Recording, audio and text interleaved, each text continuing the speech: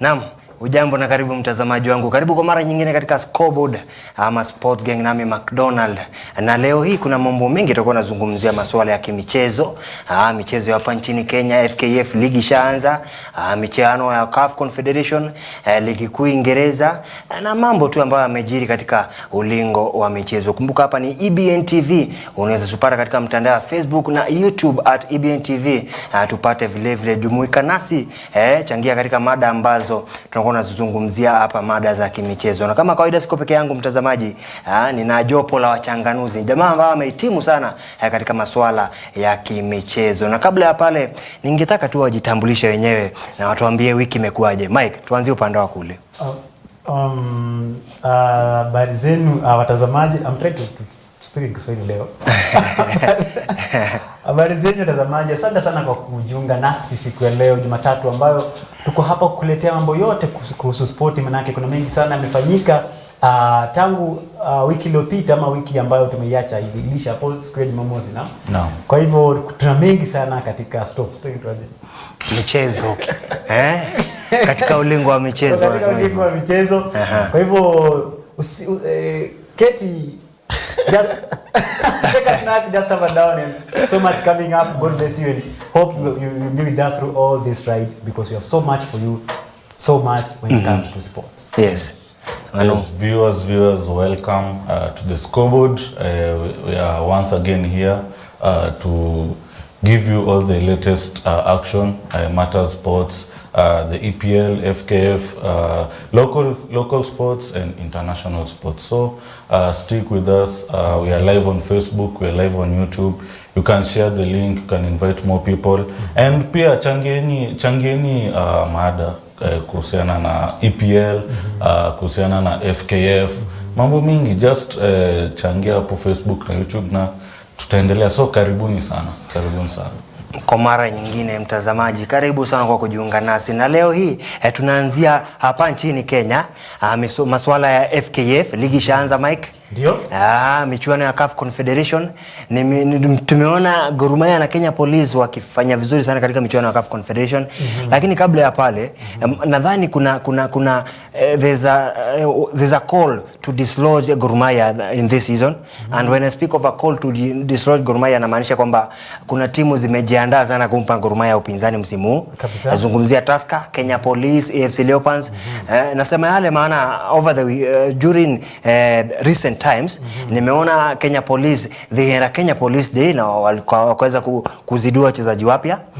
Tusker the same. Tusker they walizidua a squad of 11 man squad. AFC they held a gala once and they wakazidua wachezaji kama 4-5 hivi. I think na in all the meetings nimekuwa pale, na wamekuwa wakisema kwamba they want to break that Gor Mahia's dominance in the league. And do you think they are equal to the task na Gor Mahia? Tunaona jana vile walifanya jana pale Nyayo. I think there's something here I feel like maybe should not be the aim. Like toppling Gor Mahia from the league, because that should not even have happened in the first place. Yes. The aim should be make sure they go for the silverware. Yes. You know, and for a team like I can speak about Kenya Police. We have seen them since they came into the league. The progress they've had, and the feats they have been involved in, and it's just the progress as a whole. Yes. It's marvelous, you know. Yes. And right now they're competing in the CAF Championship, in the Confederations Cup. Yes. That is, and they've gone to the next round after winning against. Yes. Is it the Ethiopian coffee? A coffee of Ethiopia. Exactly, yeah. So it means that they're up to the task. Yes. Talking about when it comes to FC Leopards now, from this performance, you can see that maybe that it is something that for the longest time we've not seen from FC Leopards. Yes. Scoring past an opponent 4. Yes. The first game in the league. And you will see how charged up they are. They were the type of game they were playing. It looks like if they continue the same momentum in the upcoming games, because the league has just started. Yes. We can say a lot about it, but it has started positively for them. If they maintain the same momentum, they can pose a threat to Gor Mahia. If you look at a team like Tusker, of course, it has been there before. It has dislodged Gor Mahia from the top spot for some time. Yes. some time back. So it's something that is not new to them. Yes. They can do it. Yes. They are serious about it. Yes. They have a good coach, and you can see that from whatever happened at the weekend when they won against Sofapaka, you can see that they are up to the task. Even by losing Matano as a coach from them, they are still up to the task of winning. And a team like which other team we can talk about right now? Talk of Bandari. I think Bandari for me, I don't think they can pose a threat to Gor Mahia. KCB. I can place Bandari in the same place as Kakamega Homeboys. Yes, KCB. Yes. They are good sides. They can try to do something, but I wouldn't be putting them there as maybe a threat to Gor Mahia as at the moment right now. Yes. So I think that's what I can say about that situation. Manu, we have seen now it's like a beginning of a new dawn in the Kenyan League. I see Gor Mahia, Kenya Police having a score of new players coming up with kind of professionalism in the game. I see the same to Tusker, a score of 11 man, a lot of professionalism. Do you think this is a year that easy teams itaweza kureduce ile dominance ya Gor Mahia in the league? Because when you talk of Gor Mahia, since 2010 when Ulinzi won the league, mpaka sahi 14 years, is only Gor Mahia and Tusker have won the league in that span of 14 years. Gor Mahia has won 9 times, Tusker has won 5 times. And Gor Mahia sahi wanatafuta their third consecutive league. Do you think now these teams are capable of stopping Gor Mahia now dominating the FKF league? From the way I've seen this FKF venye imeanza, teams like AFC Leopards and Tusker FC have taken the lead. Unajua tena pia they have an advantage first of all because Gor Mahia, they haven't played in the league yet, and they had that game yesterday. And for me, I think there will be a threat. First of all because wao ndo wamecheza wa kwanza, so wao ndo kuna the advantage. FC Leopards being number 1, speaking of the standings right now. So I think there'll be a threat, and I said this before even the league started. If these teams start well, if they start with the right momentum, with the winning momentum, they will of course minimize that dominance ya Gor Mahia. So I think there'll be a big threat, and if they continue like this, teams like Police FC, AFC Leopards and Tusker wakiendelea na hii momentum, I think this league will be competitive this year. Yeah. Yes, anasema kwamba ligi itakuwa na upinzani upya mwaka huu. Kumbuka kwamba mtazamaji, tangia mwaka 2010 mpaka sasa hivi hakuna timu nyingine kando na Gor Mahia ambayo imeshinda. Ni Gor Mahia na Tusker, na Gor Mahia imeshinda mara 9, Tusker mara 5. Inakuonyesha kwamba Tusker ana uwezo wa kushinda ligi akijiandaa vizuri Mike. AFC ana uwezo wa kushinda ligi. Vile vile Kenya Police ana uwezo wa kushinda ligi. Lakini niliona Mike, nazungumzia timu yako AFC Leopards. Nilikuwa katika kikao chao cha gala once pale Ma Hotel wiki iliyopita. Na the main thing I had, ile kitu nilichukua pale from Dan Shikanda the chairman, is like now this season the begging bowl, the AFC begging bowl will become more wider because they have a budget of 150 million. And FC is not a corporate entity, is more of a community club. Na na kila mtu, Mudavadi was there, Ruto aliwaambia kwamba they need to transit to a corporate entity. Do you think AFC Leopards, or do you think AFC Leopards wanafaa afanye waweze kujisustain wenyewe kama club? AFC Leopards is a big club. Na ukilinganisha, ukiangalia Kenya Police, the kind of players wamesign, na Tusker the kind of players wamesign, AFC wako chini kidogo, acha tuongee ukweli, because they have only 4 new players. And you see even their system of doing things is a little bit not more professional. Unadhani wanafaa fine? I think if you look, there has been kuna kitu imefanyika hapa, ilitwanga research has been done. There are only the topest 2 clubs that are viewed as most professional clubs in Kenya. Yes. FC is one of them. And there are only 2 clubs. I don't think it's FC and I don't know, is it Gor Mahia? Not Gor Mahia. Shabana? Not Shabana. I think it is FC and a certain club they have forgotten. So FC Leopards, literally from behind the scenes, the things are being done as they're supposed to. And I don't think that statement that Tusker has had a successful signing than FC Leopards is true, because I feel it's true. Successfulness of a transfer window does not depend on how many players you purchase. The quality. It depends on the quality. Yes, not the quantity of the play. The quality of the players. Quality. And FC Leopards, if you look at the FC Leopards of last season, like if you ask me right now, they have signed the players that are very impactful to that team. Just 4 players. Except 4 players, yes, who are very, because they look at where they fell short last season. If you look at the defensive part, yes. If you look at now the striking part, when you have Locale, because Koloti has gone to Mathare United on loan. Yes. So they have replaced him. And you know, I have some news for you. And najua kwamba is a breaking news by the way. No one knows that. And the player told me is an exclusive thing to say. Aliniambia jana ni player wa FC nitakuwa na kuvunja moyo sana, atakuwa anaelekea upande wa Serbia. Is a good player, atakuwa nakwambia nani, endelea kuongea. Okay. Yes. So if you look at somebody, they're saying that a person like Locale, and even he scored yesterday.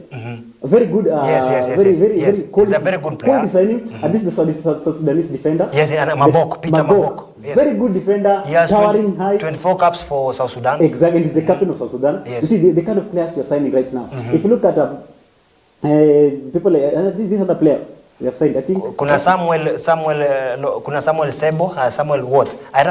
Kuna Samuel, kuna Julius huyo mwenye Lokitale, and Peter Mabok, Okale, Peter Mabok, and the other guy na Samuel. I'm forgetting the name. The 4 players. The 4 players. These are quality signings, and you can see the kind of rejuvenation they've brought into that team, yes, based on the first game that they played, that is yesterday, you know. So I believe that the quality of a team is dependent on the type of player they sign, on how that player fits into the team, you know, because you can sign 11 players and maybe most of them will stay maybe at the bench, or maybe they will not be a fit to the team.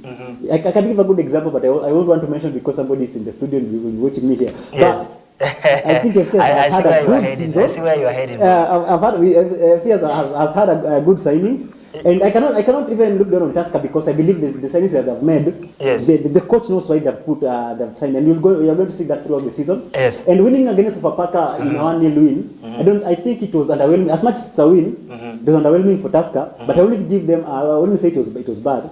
But for me, it was I expected more goals. It doesn't matter whether the coach came from Tusker, but either way, I believe both teams have had a good signing, yes, a good signing, yes, or transfer season. Yes. So that's what I think about. Now, about the FC Leopards' chances, or how it is being run, about transforming it now into a corporate entity. I think since the inception of FC Leopards, it has been a community club, and it has won silverware through that being community club. But now we all understand the importance and the advantages that comes with the teams turning out into corporate entities, you know, because now they're inviting more sponsors. They'll be inviting professional people who can run the club the way it's supposed to be run, you know. Right now, you know, we are past the times that whereby clubs were being about a passion. Now it's work. Yes. It is work. More business. And more business oriented, you know. As much as the core value of a football club is playing football, but you cannot forgo the business side. Yes, yes. So I think when it transitions to a corporate entity or into business side more, it will be advantageous for them. But still at the moment, we are still good with whatever we have at the moment. But we won't frown upon when it comes now to transitioning to a corporate entity. It will still be advantageous to us. Na kwa taarifa ya mtazamaji, the players we are saying about FC ni Sydney Locale, new signing, Peter Mabok, Samuel Sebo, Samuel Semo and Julius Masaba. Exactly, Masaba. Na kabla tuweze kuenda katika break fupi, ni kwamba taarifa exclusive kabisa, Hassan Benja ameondoka FC Leopards na atakuwa anajiunga na timu ya Serbia. Hassan Benja is so crucial, alitoka Nzoia, is a very good player. Exactly. And ni mara yake ya kwanza kwenda majuu, and we wish him the best. Exactly. It's also advantageous to the team because the monetary value comes with it. Yes, yes. And Benja has been a very instrumental. I think I loved him. Even yesterday, he played yesterday. He's a very good player. It's a loss, but either way, this is business. Yes. A player has to come, other has to go. Yes. Because at the end of the day, it brings about even more money to the club, which is assisting in the season. So it's a good thing. Alafu, we say Masava. In Luya, we say Masava, not Masava. So BS. I didn't know. Exactly. Okay. Na kuna player mwingine pia wa Kariobangi Sharks alienda majuu, Sweden. Nitakuwa nasema nani vile vile, and of course the man from Kariobangi Sharks who anaitwa nani ule jamaa Mark Makwata alienda Coastal Union in Tanzania yake. Yes, and traveler alisha travel and of course we will be talking more about the transfers in Kenya and everything that has been happening in Kenya. Kuna CAF Confederation, Gor Mahia jana walilambisha mtu ngumi 5-1 and 5-2 on aggregate, and of course Kenya Police 1-0 over Coffee of Ethiopia. They advance to the next stage. Nitakuwa nakwambia watakuwa wanacheza na nani in the next stage and ilikuwa kuaje michezo hapo jana. Lakini kabla ya pale, mtazamaji, naomba tuweze kupata kopo la maji. Tunarejea kwa muda usiokuwa mrefu.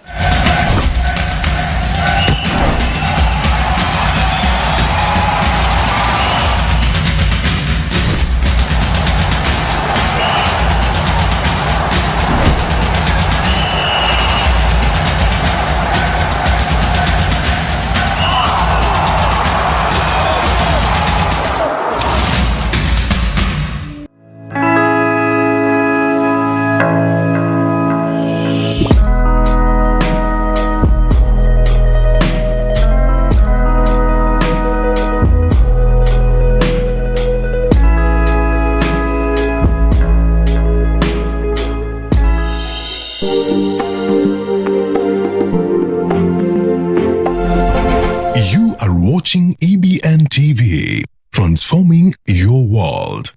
Are you looking to host an unforgettable event that will leave a lasting impression on your guests? Well, look no further than Iconic Events, the premier event planning company in the region. We are an audio-visual equipment hiring company that has handled some of the biggest events in the country. We provide a reliable, comprehensive range of event solutions such as corporate events, crusade, weddings, worship experience, rurashios, etc. Our expertise centers on the provision of high-performance PA systems, quality backlight, stage lighting, high-resolution LEDs and projection screens, DJ equipment, live recording services, and sound installation. We offer a range of options to suit different needs and budgets. Talk to us and let us turn your dream event into a reality. Contact us today at 0711-238-353 or 0706-501-701 or 0731-706-003. You can also visit us at Buruburu Phase 4, Rare Court. Iconic Events, we got you covered.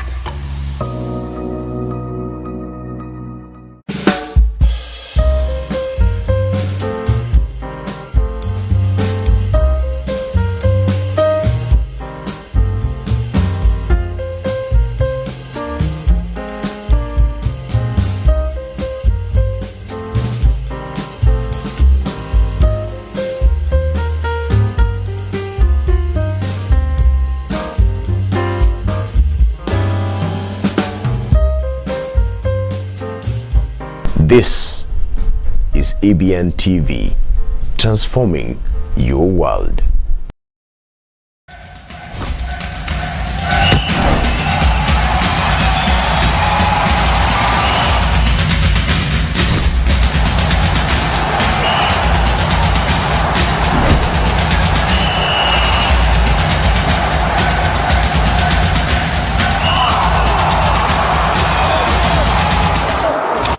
Mtazamaji, tunarejea kwa mara nyingine na awamu hii tunaye mgeni ambaye amejiunga nasi katika kipindi chetu cha leo, na tutakuwa tunazungumzia tu masuala ya hapa nchini Kenya na vile vile masuala ya michezo ughaibuni, sajili zimekuwa kuaje. Ni shabiki wa Chelsea, nasikia ni shabiki wa Chelsea, atatuambia nini kinaendelea pale Stamford Bridge. Vile vile Manu atakuwa anatuambia nini kinaendelea pale upande wa Fly Emirates Arsenal, na vile vile Mike atakuwa anawakilisha the biggest team in the world, of course, Manchester United. Na vile vile masuala tu ambayo yanahusiana na michezo, results za weekend, United kupoteza dhidi ya nani? Brighton. Itakuwa nazungumzia vile vile. Lakini kabla ya pale tumalizie na michezo hapa nchini Kenya. CAF Confederation, Kofi aliweza kulambwa na mwana Kenya Police. Na Kenya Police mechi ijayo na Zamalek ya Egypt. Mnaonaje pale? Itakuwa ni nzito. Very tough. But sorry Manu. Sorry. Yes. I know. I understand. It was a very good thing to see them progress to the next round. Because it was very heartbreaking to see them break away. Break out from the first round. So it was kudos for them for the first time ever they're in the Confederations Cup and they progressed to the next round. Amazing. Now them playing against Zamalek. Wow. Tough feat. Tough match. Maybe the toughest match of their career. Yes. I think that's a toughest. Hawajacheza ingine ngumu kama hiyo. Exactly. Yeah. Yes. Because Coffee City ni wazuri sana. Exactly. Ukiangalia mechi ya pale Nyayo, they were yani stale. Ni kama chakula ina ladha. Kabisa. Yes. And so we know the teams from the north. Yes. How good they are. Yes. Zamalek is one of the best teams in Africa. Yes. So being pitted against Zamalek is not a cheap, it's not an easy feat. It's not an easy thing. And but I believe in the dream. At the end of the day, I'm Kenyan, so my first support goes to Kenya Police, of course. And whatever happens, yes, we'll be proud of them. And do you know, by the way, they have a new coach. Anthony Kimani. Exactly. And Mwendo aliregulate the coaches who wanalinda gun teams, wana manage teams za Kenya. Akasema kwamba if you are managing a Kenyan team, you should have a CAF A license. And Anthony stepped up for Salim Babu. Salim Babu akakuwa deputy wake. Anthony is now the new coach. True. And uliona mechi za CAF yeye alikuwa anaongoza. And of course the first win in Kenya Police, and the first time niliona aliweka squad a very new players. Around here kwa mambo ni ngumu sana, karudisha kina Muguna, kina Kahata, and we saw the result. Exactly. And of course Manu having now playing against Zamalek will be a very tough match. But of course we expect the best from them. And tukiangalia upande mwingine, Gor Mahia jana alilamba Al-Merreikh ya South Sudan 5-1. And ni Gor Mahia ambayo ina Benson Omala, ashaenda Lebanon. No, he came back. Yes? He came back. But ashatoka Gor Mahia. Yeah, exactly. Yeah, he's not a registered player. Yes, he's not a Gor Mahia registered player. Exactly. But do you think next round Gor Mahia na Al Ahly itakuwaje? Ya Egypt vile vile. And the rivals of Zamalek. Mimi naona itakuwa tough one. Hata hivyo juu tumongelele hizi hii mambo ya venye Gor Mahia venye wamekuwa dominant on the local leagues, but wakienda CAF Confederation wanakuwa maybe perform to the expectations. Lakini from the yesterday's result and the atmosphere in that stadium was electrifying. Yes. That was a big result from Gor Mahia. That and like winning big, big margin like that. As in hiyo sasa ni ile game yenye sasa inaweza wapea sasa motisha to the next game, despite of the next opponents, hata kama wako strong aje.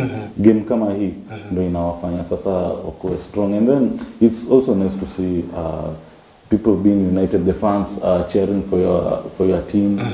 Gor Mahia fans walikuwa hapo a lot, and the atmosphere, yani as in the play was so. Nikiangalia hiyo game, okay, I didn't see it, but I saw a glimpse.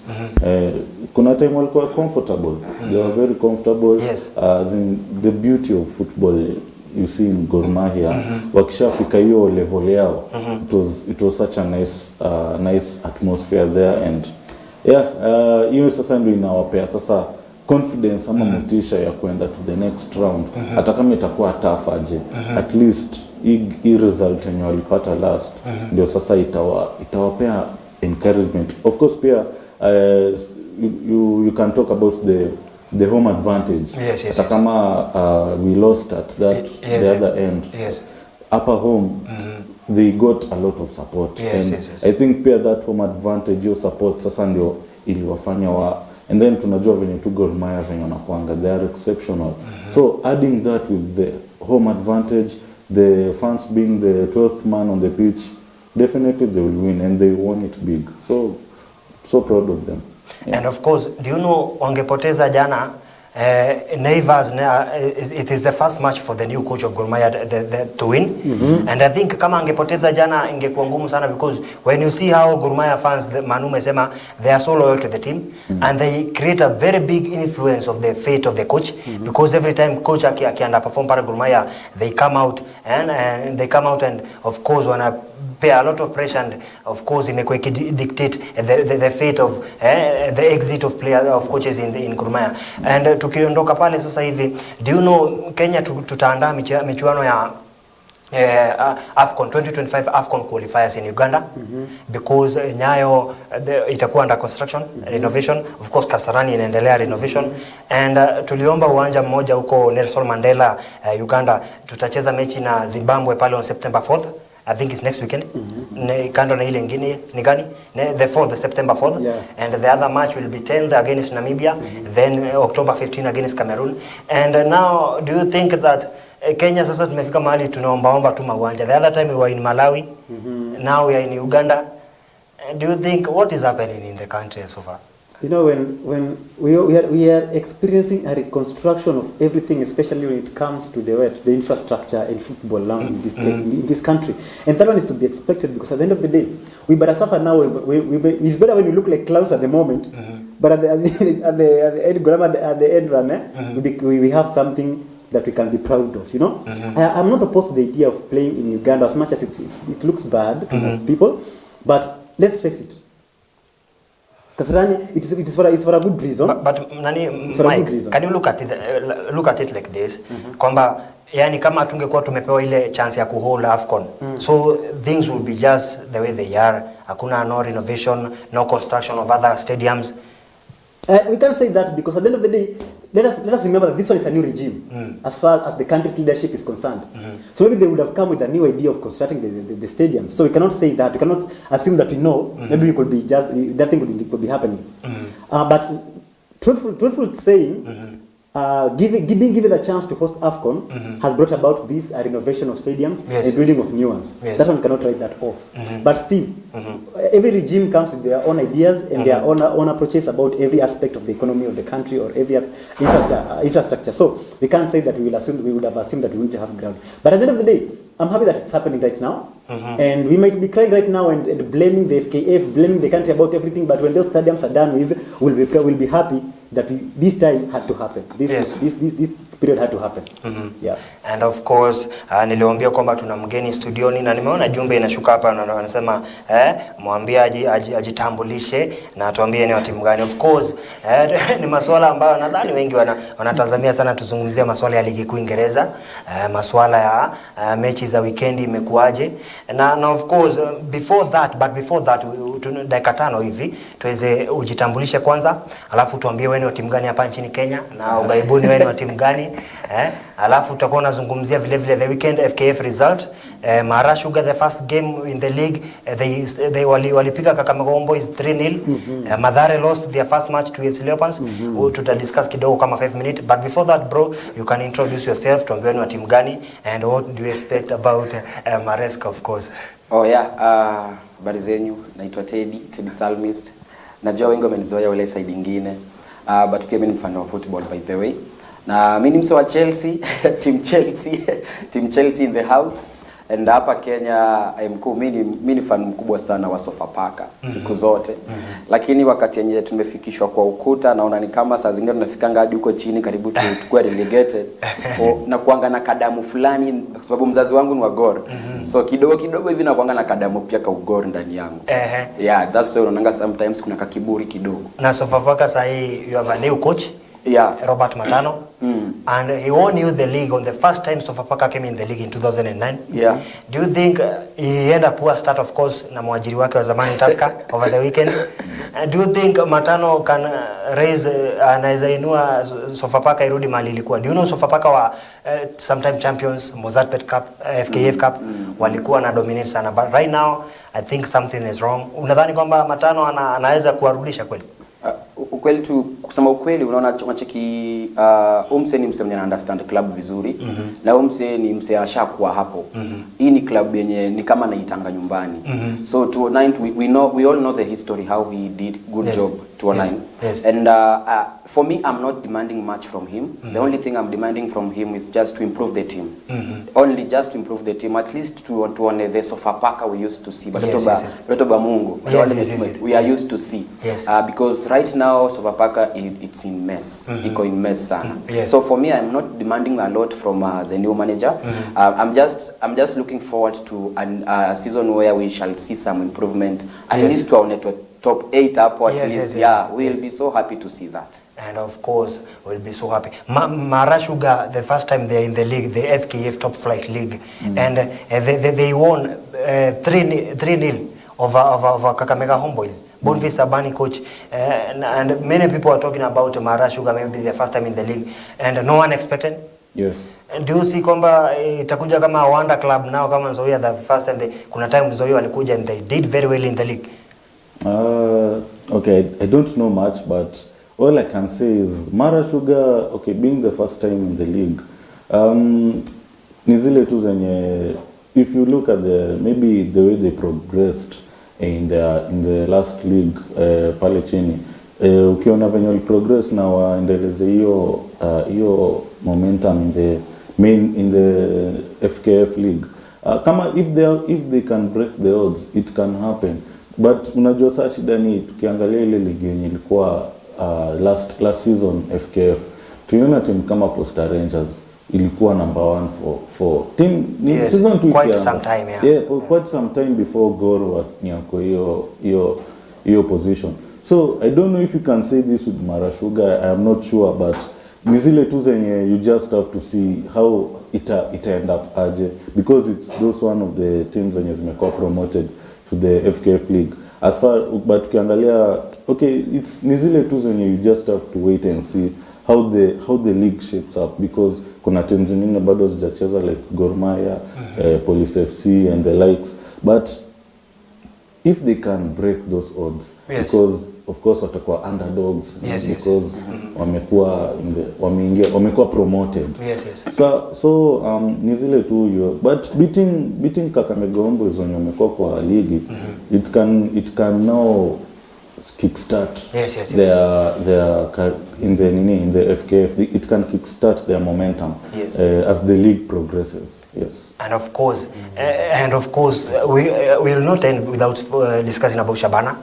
Shabana, do you know they were awarded 75 million, a 3 years contract by SportPesa. Yeah. And Gerard Neverton vowed to stop Gor Mahia dominate the league.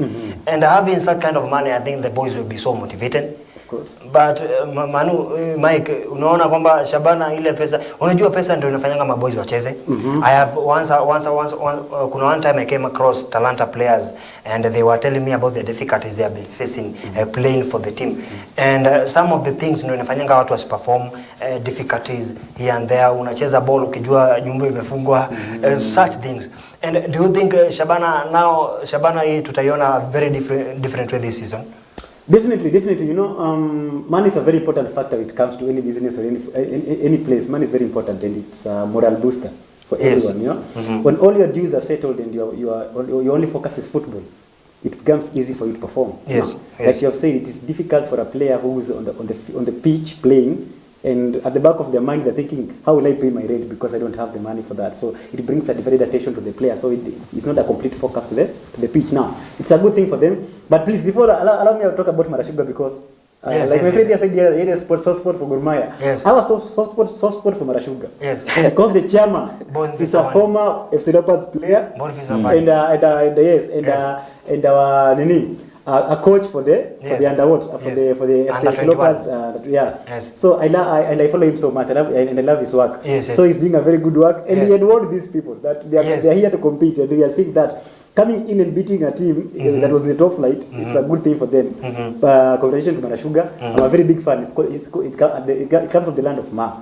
Now for the for Shabana, yes, I believe it's one of the teams that can pose a very big threat to the title for this title now. Yes. Because we saw a bit of them last season, as much as they did not perform well at the end of the season because they were fighting for relegation. But I feel they're up to the task. You know, if they avoid, last season they had some out of field issues with the leadership. Yes. Because there was a time there was a contention between who is the president of Shabana, between this former FKF chairman, Aitonga Jumse. Nyamoya. Yes. And they were fighting with the leadership. There were leadership triangles. I think it's one of the things that affected the team. So I believe that this time, having a stable leadership, and then the money factor, the sponsor in the name of SportPesa, because we know how serious SportPesa are when it comes to involvement with football. So they have a good facility, a sponsor in SportPesa, and that amount is a very good amount now. It settles some of the problems they were facing for last season. So I believe they can pose a threat if they are serious. I'm trying to look at their signings because I've not been so keen on them when they are on their transfer market. But I'll make sure I check on them. But I believe they are a very good coach, by the way, in Samuel Pamzo. So definitely we are going to see something big from Shabana. So what I predict for this season, this is going to be a very tough league. I think so too. Exactly. I think that's why I began with the topic. Maybe there's a call to dislodge Gor Mahia from the title dominance. And I think this time round, mimi naona kwamba kuna kazi. Kazi ipo. And there's something, maybe you might forget about Kenya Police Bullets and Simba Queens. Oh yes, they won. There was a game. Yes, they won. Kenya Police Bullets, they won. Kenya Police Bullets has beaten Simba Queens 3-2. Yes. Both goals were scored by Kenyans because from the Simba side, President Komboke scored those goals. Yes. So it's a Kenyan affair. Yes, and they have very good signings. Elizabeth Ochaka. Exactly. Jane Hato. Purina Lukwe. Exactly. And they have good signings in their team. And they're in the final for the Sakafa. And yes, and even being tutored by Berlino Demba. Of course, we know her.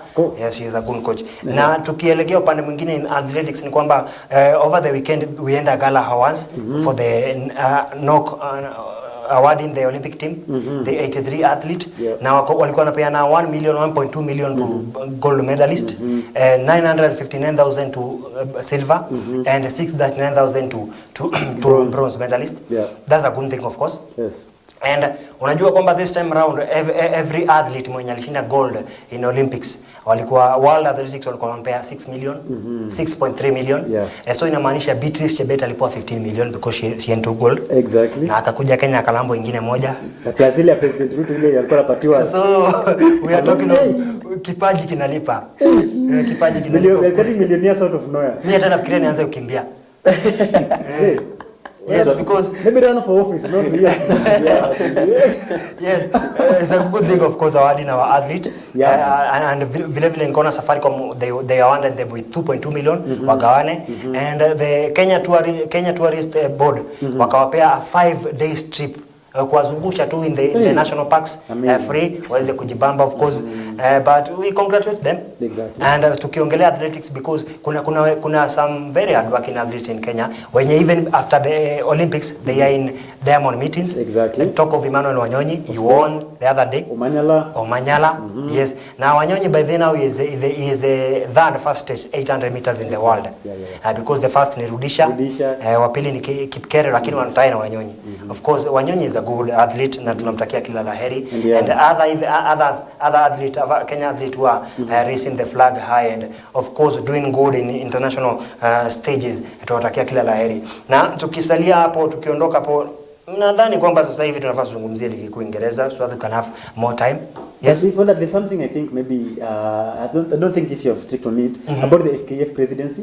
Oh yes, but that's a very big topic, of course. Exactly. That's a very big topic. Yeah. And sijui mbona nilikuwa nimesahau because on Saturday nilikuwa pale Sports View Hotel in Kasarani. Na what amazed me ni kwamba there's something going around because you know vile tunakuwa tunazungumzia hapa FKF, if we speak it in a bad way, wanakunot. Na hata watangazaji wa wanahabari wenye wako wakizungumza kwa radio, ukiongea vibaya kuhusu FKF unarekodiwa, and in FKF meetings you are not allowed to go. Ukifika kwa gate wanakuwekea, wanakuambia wewe unatuongelea vibaya. And of course anyone who is on the side of Hussein Mohamed is an enemy to FKF. Exactly. Na niliona kwamba ni kikao cha FKF, lakini yani kuanzia Isipe pale Kasarani, Isipe ni askari wanalinda huko, nikashindwa what's happening. Very unfortunate. Yes, but we are talking of that, ni mambo ambayo hatufai kuwa tunaongelea. Na mnazungumzia kuhusu FKF presidency. Nadhani kwamba mwendo wa term yake imeisha, but I think he's saying he'll vie for another seat. I think there's a rumor I heard somebody said that he had said that he's going to leave it. Yes, no, I don't think so. Sioni kwamba unajua kulingana you judge by the way somebody talks, na vile mikakati ameweza kuweka mikakati long term decisions zinakuonyesha kwamba he is looking forward maybe to vie for the seat. I heard when Murkomen was being sworn in as the CS for sports and youth affairs, he said that he's going to talk to some of these people who have been there for so long, that to allow them, he's going to talk to them to make them exit this because they have been destroying this. So I want to believe that he's a man of his word.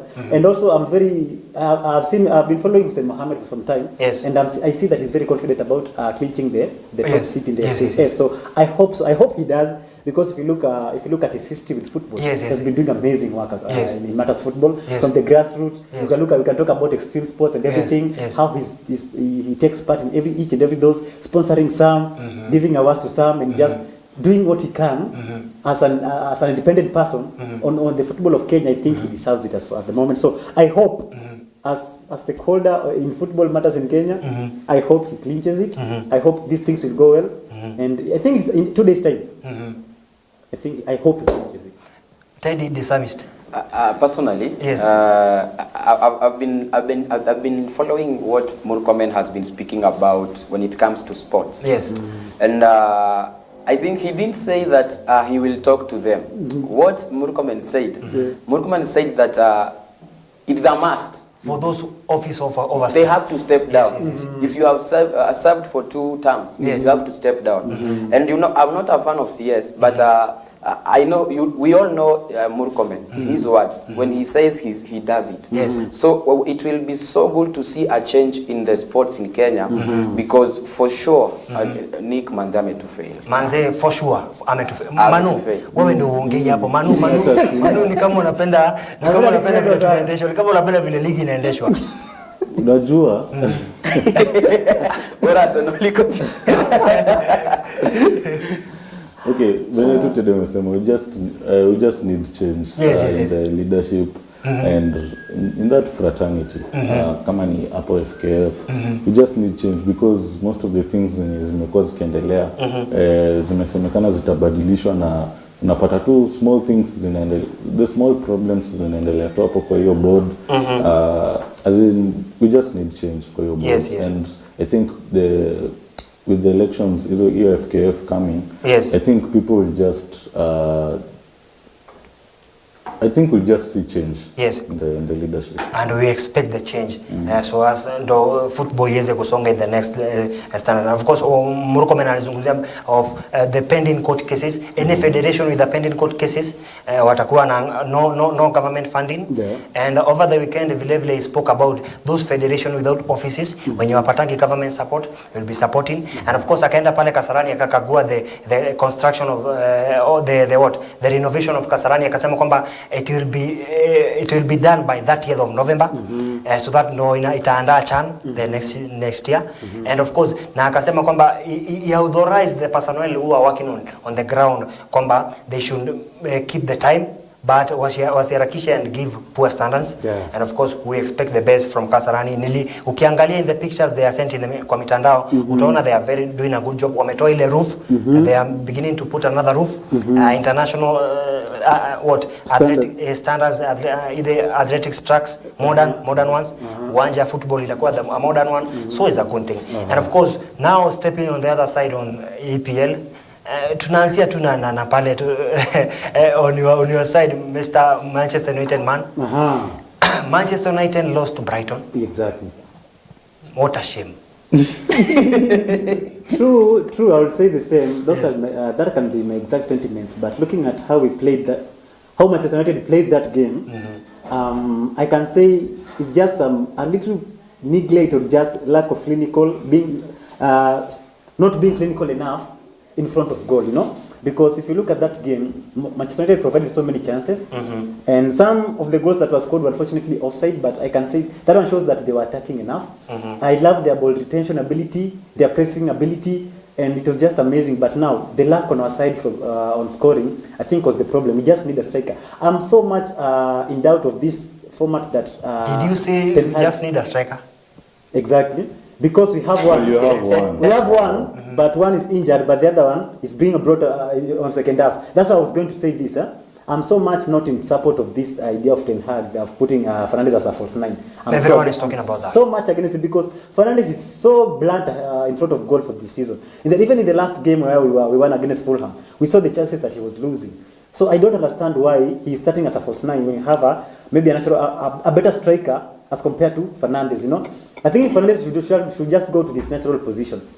And even the goals that I think Brighton scored, Brighton were also good, were good opponents. They were trying to score. But now I think the goals that they scored, these were avoidable goals. Like the first goal whereby it was just a mistake by the defense. Yes. Leaving Welbeck just open at the front of goal. Yes, he just lead in and just scored from there. I think that was avoidable. So that was lack of urgency from the defense side. And maybe the goalkeeper and communication, of course. But all in all, I think the game was so good. If you ask me, I think that was a good game. I wouldn't blame anyone. I would just say just lack of being clinical in front of goal from Fernandes. And of course, Rashford is so poor. I don't think that is his standard. I think he's performed dismally. I don't know why he's starting ahead of Garnacho, unless Ten Hag just has his favorites. But I think he has learned from the 2 games, because he has not shown that clinicality in front of goal in the last 2 games. So I think maybe in the next game against Liverpool he'll choose maybe a serious squad.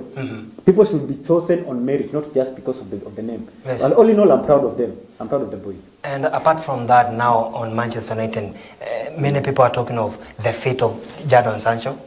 No one knows about where ataelekea wapi, because maybe those clubs, Juventus wanamtaka, PSG walikuwa wanamwangalia, Chelsea and you know wacha tukanyagia hapo kwa Chelsea kwanza.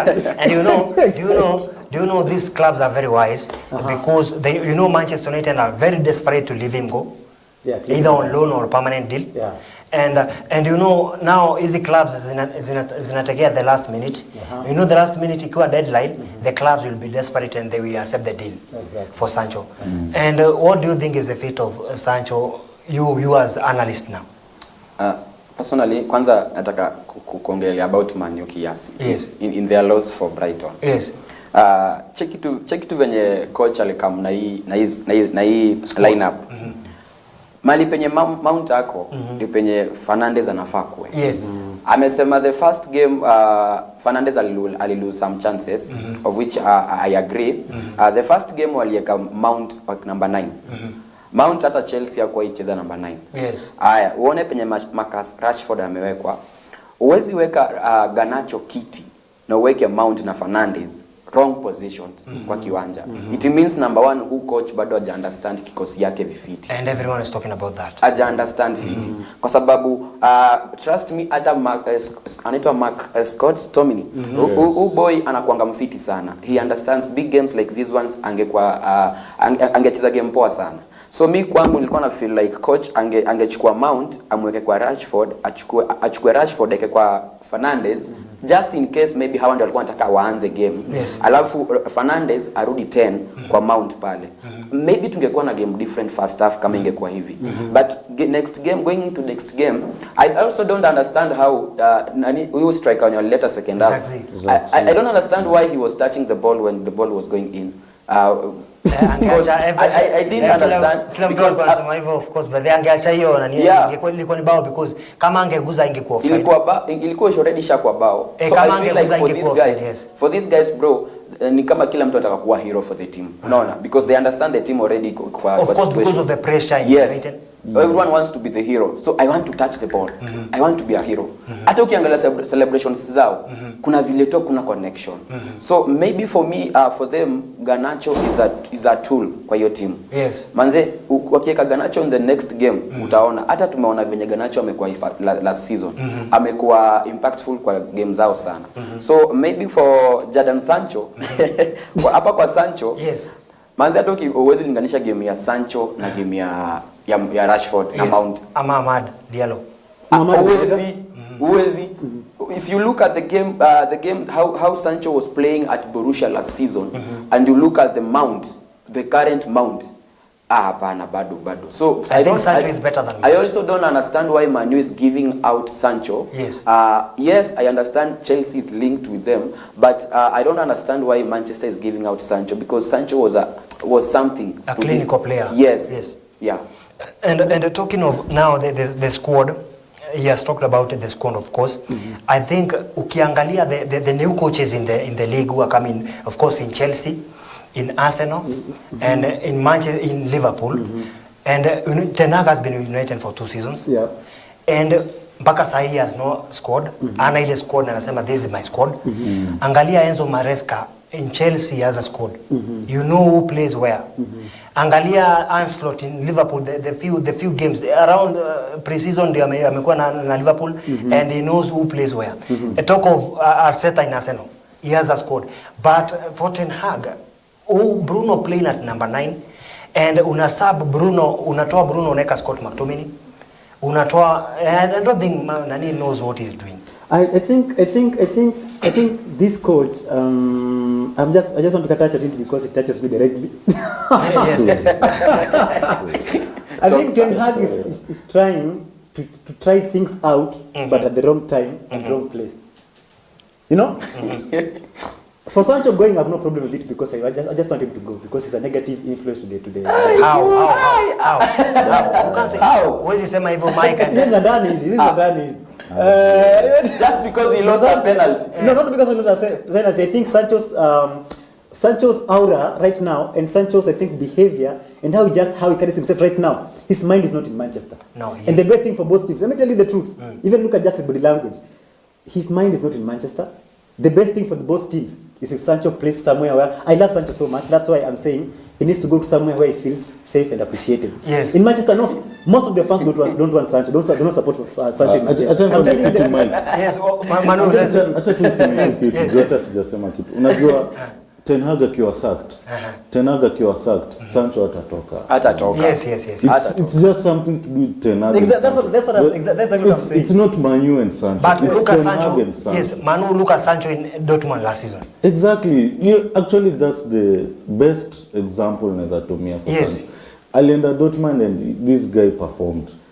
Performed like kupeleka Dortmund hadi the final Champions League. Hata kama Dortmund hawakushinda. Yes. Kona perform. Kimwangalia in the Bundesliga, as in the reception alipata from Dortmund. You can't say Sancho is the problem. Yes. As in ni kitu tu between the manager and the player. No. The problem with this guy, Manu, yes. Even when you look at the names that they are linked with, there is something wrong with this manager. Because the manager is going for names. And anaendea wale wako fit. Kuna hizi mango tunapanga tunasema hizi ziko finished. Anaendea finished instruments. So unapata anaona umse ni kama ako na jina. Tuendee huyo. Jamaa atafuti potential. Let me tell you the truth. If Manu sasa wapate coach mpya, because kuna fununu nilisikia kwamba yule ambaye ni assistant coach yule ambaye alitolewa kwa klabu ya during the window kuna jamaa amekaa yes. In case Ten Hag yes, I am that too. In case aende, yes. Position. Na I don't think hata hii contract alisign ya 3 atamaliza. Hii mwaka tu ndio atatoka. So I feel like ule akikuja kuna kitu enda ku happen Man U na itakuwa hivi. Yes. This is what started with Arsenal is the one that started work na my young players. Yes. This is what has been working out for so many teams. And he is so good at that. Yes. Nilikuwa naangalia statistics zake, amelea kina Gakpo, amelea kina ule jamaa anaitwa nani ule the PSG player, the Xavi Simons. Yes. Yes. But one thing I want to say, as a fan, naangalia za ndani. Sancho is not settled at Manchester. This is what I'm trying to say. Whether it's because of the coach or just the fans at the club. Sancho is not settled. Sancho can be a good player, but as long as you are playing in a team that you feel you are not appreciated, you won't perform. So it's only good. You can be so good. Pogba was so good, but we had to let him go. Cristiano was so good, but we had to let him go. So sometimes the environment and the situation maybe you are in does not favor your top performance. So it's only good for the both parties if you live to a better place. If we love Sancho, we have to let him go right now.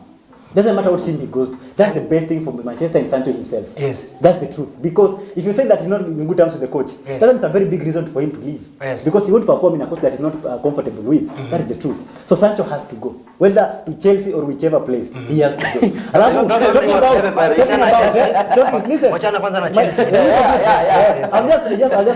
just mention it. Yes. And talking about working with the young players, I think I tend to disagree with what my friend has said. And me too. Right now, if you look at the signings Manchester is making, they are signing players who are below 25 years. All of them are below 25 years.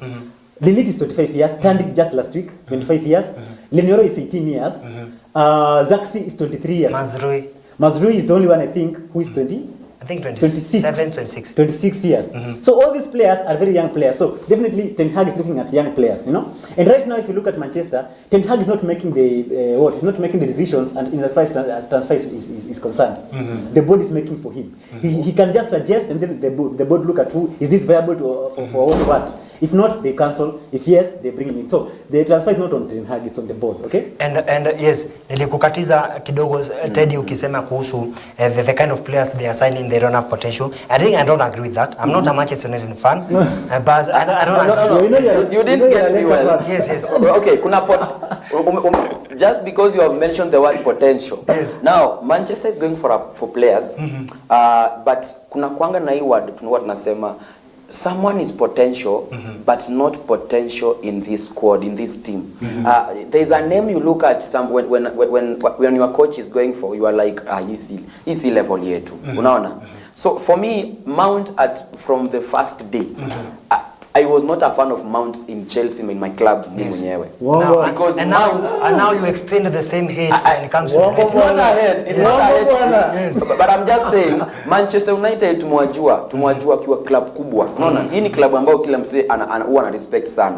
Now, unajua mpaka sasa imekuwa tumefika point ya wase wanaona kama Arsenal ndio imekaa for long without kushika kikombe. Wanasahau pia Man U. Unaona? So anyway, zile majina zenye Man U inaendea pale nje, ukiziangalia vizuri, manze hazifit your club kabisa. So for me niko tuna shida na hiyo, but if this coach for me kama angeenda during the summer, this summer before ishe, Man U ingekuwa somewhere, because Man U kama angepata for instance huyo Pochettino, ama angepata kuna huyo coach mwingine alikuwa ameenda, kuna coach mwingine pia, yes, wangepata hata Dizabi, angefanya kitu. Sijakataa mnaunda kitu, but bana kikosi yenu vile mna plan, vile mnajipanga grao, kuna shida. Man U will only perform on a big team. Sasa Man U ikipata na Chelsea wataperform 50. But hizi small team zinawa expose, wanaonyesha weakness yao kabisa. And do you think Manu, the coming of Van Nistelrooy, of course, he is a very good coach kulea strikers. He was a striker. Yes. Somebody who scored over 40 goals in a league. And do you think now strikers of Manu are a very under advantage being under such person who is very good at nurturing young strikers? They have to take advantage of him. That's why ameletwa kwa hiyo coaching staff. Ndio was because we knew Manu last season they were not clinical in their finishing. They are still not clinical up to date. That's why Van Nistelrooy hapo ndio aweze sasa kuwa sharpen. Speaking of somebody like Marcus Rashford. Marcus Rashford like 2 seasons ago, he was the one who was carrying Manchester United after Cristiano Ronaldo. Yes. That period after Ronaldo leaving, Marcus Rashford was so clinical. He was on top of his game. Yes. As in endo alikuwa every game anafunga. Every game he was scoring. And I don't know what happened. Okay, maybe hiyo ni kitu yenye inaweza kuwa ilimapenia confidence, iliharibu confidence yake or something like that. Or pia unaweza pata ni hizi vitu tu zenye zinapen behind the scenes with the club. Yes. People like Garnacho tumeongelea Garnacho hapa, the way he has been influential in the team later from the bench. Hadi wasa wanasema he should be starting. That's why kulikuwa na hiyo debate ya Garnacho and Rashford. Garnacho should be starting over Rashford because Rashford ameshusha game yake and Garnacho. But Garnacho bado unapata he's good driving the ball forward, cutting inside, but that final the finishing ndiko chini, finishing tu ndiko chini. That's why sasa Van Nistelrooy has some work to do kwa your team with the strikers. Fernandes as well, game yake ilishuka pia, and hapo ndo sasa unapata pia yeye anafaa kwa game yake. I told Mike hapa history ya Fernandes kwa kama striker, it won't work. It will never work. It ina work to na certain, maybe it will work too with maybe that fixture. Maybe unataka ile style yenye unataka kupea the defenders a hard time marking somebody. That's how it works with the false 9. Yes.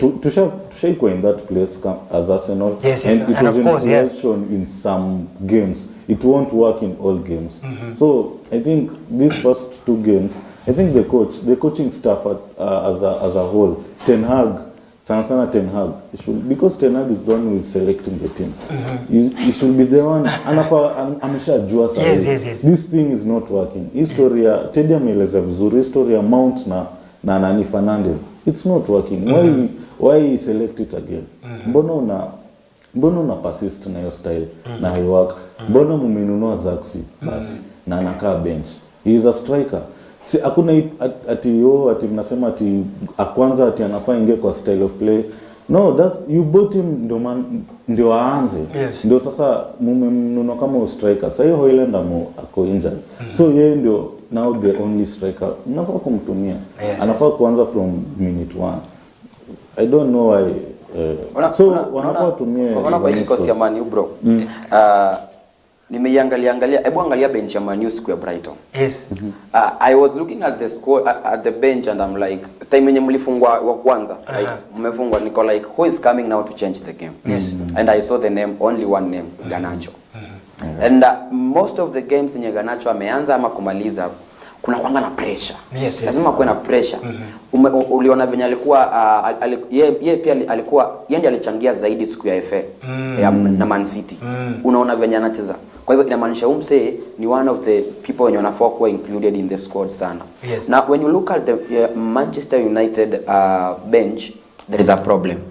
Because a coach like Pep, when Pep is going for signings, anatafutanga bench, atafutangi squad. Yes. You already have on a squad. So me I feel like Ten Hag needs to look for bench. Yes. Ule mtu mwenye anajua akitoa huyu mtu kwa bench anakuja kuchange game. Yes. But Man U, when I looked at it during the Brighton game, I saw only a bench of defenders when wanaweza kama kuweka basi. Unaona wasiona kama kuweka tu basi. Yes. Na hiyo ndio kitu alifanya actually. So I think kidogo Mike wanafaa ende soko vizuri. Ni vizuri Mike, mnasikia mnafaa mwende soko.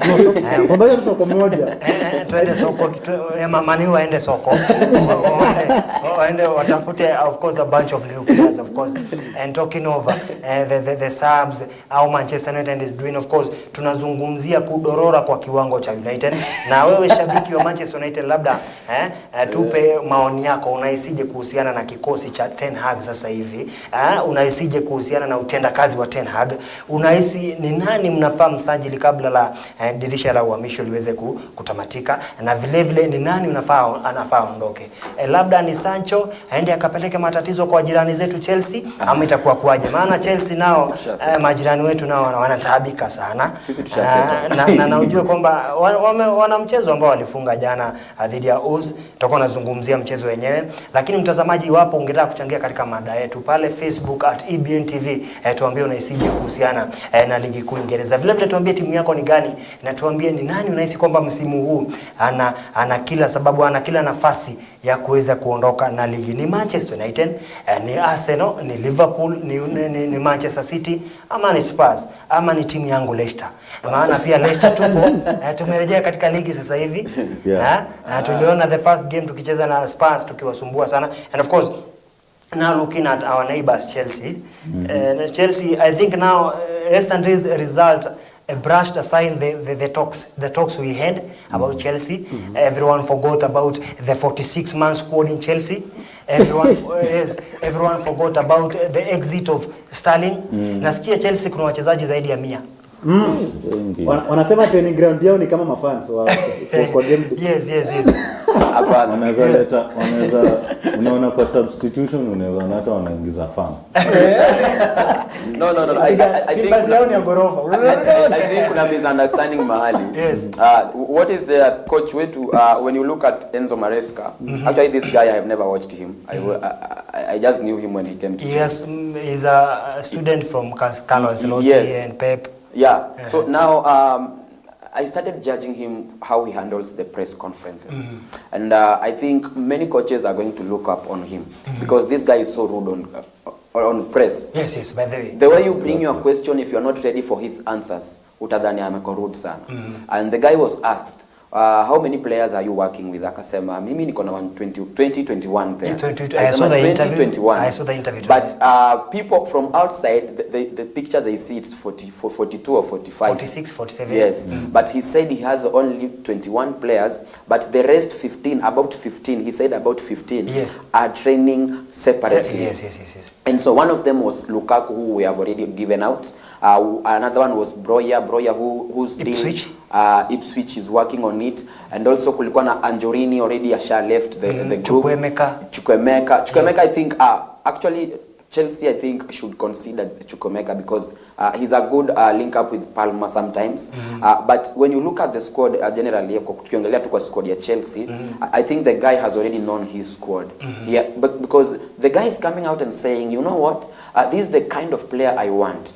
The way he's playing. Yesterday he said that Madueke is one of the players. The wingers I want. The wingers I want. Yes. I love. I really like. I really like. Yes. So inamaanisha huni coach anajielewa, unaona? Sio ati he is in the squad, no. The kind of player I like. And so seeing how he praises some players, and again look at him coming out on press, on public, and saying Mikhailo Modric is good, but sometimes you don't know if he's going on the goal, if he's going to pass or what. But when he has the ball, he has some potential. He can do something. But the end game, the results, what he does with the ball is what is not understood. So he said it's either he has to change or there must be something happening because we have only 2 days to go. Yes, and talking of something happening, do you know on last Sunday, Sterling wore number 7 shirt? Last Sunday, lakini hakucheza. But on Wednesday, he didn't have the shirt. The shirt now belongs to Pedro Neto. And and you know Sterling before the league started, waki hype game ya Chelsea na Manchester City, Sterling was over the media talking about the game, and everyone maybe thought, I thought maybe we'll see a major role to Sterling in the as a captain. Unajua ukionanga player ameanza kwenda kwa media talking interviews about some games, even the pre-seasons. Everyone, what I started thinking, because Sterling is a good player, and in the dressing room, Cole Palmer, they call him Uncle Sterling. They respect him. So everyone thought Sterling a major role from Maresca. But Maresca on Friday said he doesn't have any place in my squad. Do you think Maresca is brutal or honest to Sterling? When I go back to the words that he said on the press, again, back after the game of our first game with Man City, he said, no, before Man City, he said that I had talked with Sterling one-on-one, and we had a talk. It is something that even if we have to meet again, I'll say to him, he will struggle to get minutes. So I think it was a technical decision that was made from the board. And I'm feeling like Sterling was told this thing earlier, but he only wanted to just prove himself that he can still. But I feel like what Chelsea is chasing is not Sterling. Chelsea is chasing wages. Yes. Analipwa pesa ingine mingi sana. Yes. Na uwezi kuwa na msemo kama Enzo, for instance Enzo, let's take Jackson. I realized Jackson is not even on 120. He's about 60-80 there on weekly. So when you look at Jackson getting this and he's scoring, he's doing a good job, and then he's looking at Uncle Sterling, as you have said it. Uncle Sterling is getting 320 and he's like, no, how mina work hard, umsa anakuja off bench, anakuja tu like kama substitute, anapata hii, and then anapewa hii pesa. So what Chelsea is trying to do is there's a structure they're trying to do. Yeah, there's something. Hata wameambia Osimhen, sisi, you have to abide with what we have, what we are doing. So right now I feel like Sterling alikuwa ashaambiwa mapema, but again venye tu coach alisema, Maresca alisema, from outside how we see things at Chelsea, we see it like shambolic. Inakaa funny, inakaa ni kama iko brutal ama iko rude sana, ni kama wa players wanaandoliwa hivi, but it's like ni kama hawa agents wa ama players walikuwa washaambiwa mapema, ama players wenyu watafute place. Yes. And don't you think that kufanya ile, you know, a player respected by Cole Palmer and Jackson, and coming out and kumtoa kwa squad yako, don't you think Manu it's creating like a bad attitude, a negative attitude now in the dressing room of Chelsea, because now they'll be viewing this coach in a very different way. Or somebody like Sterling. Yes, yani kufanya kusema kuambia Sterling peupe kwamba I don't want you in my squad, and the kind of player he is telling ni mtu ambaye Cole Palmer respect him, Enzo respect him, Jackson respect him, and they love him so much they call him Uncle Sterling. Don't you think that it's kind of maybe bringing some attitude in now the dressing room about now the coach, because ukiona cha mwenzako kimenyolewa chako tia maji? But I think the coach is just making decisions. Okay, it depends na venye zinatokea. Unajua coach hapo kazi yako tu ni ku select squad according to your style of play, according to how you want this team to play, how they want to transition from defense to attack. There are many ways, but sasa vitu kama hizo unajua sasa kulikuwa na hii issue ya coach kumekuwa na previous histories. Tumeona Ten Hag and Cristiano Ronaldo and such. How is it affecting the dressing room? I think for me it's then come it affect the dressing room as long as the coach is as long as the coach is passing his information to the player and anaambia team hivi, anawa update. Nilikuwa ninaona a documentary ya Arsenal ile time Aubameyang alitolewa kwa squad and all that, and venye akatoka niliona Arteta was updating the whole team, and he's telling them the reason why and all that. So sidhani kama it didn't affect the players. The players now, they just have to know that we just have to move on from the situation, as in atakama situation inaendelea hivi. The fans ndo sasa ndo watakuwa affected. Fans ndo watauliza what is happening with Sterling, sasa Chelsea fans, what is happening with Sterling and all that. The players wao sasa wataambiwa na coach how the situation is, imekuwa hivi. Now Sterling will not be part of us and all that. So I don't think it will affect negatively, because the coach will be in communication with the whole team and the staff. So yeah, it won't affect. Yes, Manu is saying it won't affect. And before wacha nikatiza kidogo, and you know before Sterling we had Conor Gallagher. Conor who had a very good last season with Chelsea. Very instrumental with Chelsea, and of course Gallagher came from the academy. And Gallagher, you know, exit yake of course yeye alipata bahati because ameshajiunga na Atletico. It's a big club. He'll be playing in the UEFA Champions League, playing under Diego Simeone. But no one expected, because he was so exciting to the fans. And do you see kwamba kumuondoa player kama Gallagher, and of course a player who comes out from the academy, now it will be a call up for everyone who wants to join Chelsea academy kwamba you can join Chelsea academy, get a place, but it might not end well for you at Chelsea. This is what I'll say, like the way my brother Mike alikuwa analyze Manchester as a fan. In as much as we view our teams in terms of how we love them, we'll all agree hata kama we are different fans of different teams.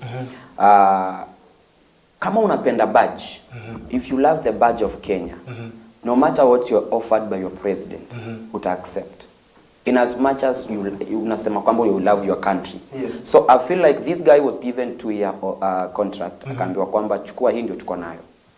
But again, I'm telling you guys, behind the scenes, unajua games za majuu ama za Europe si kama hapa Kenya. Penye mnasikianga tu this what happened, hata saa nyingine unapata player na lawyer because penye unalipwa manze uwezi afford lawyer, unaona? Hawa si wako na lawyer, wako profession, wako na coach pia yako na lawyer.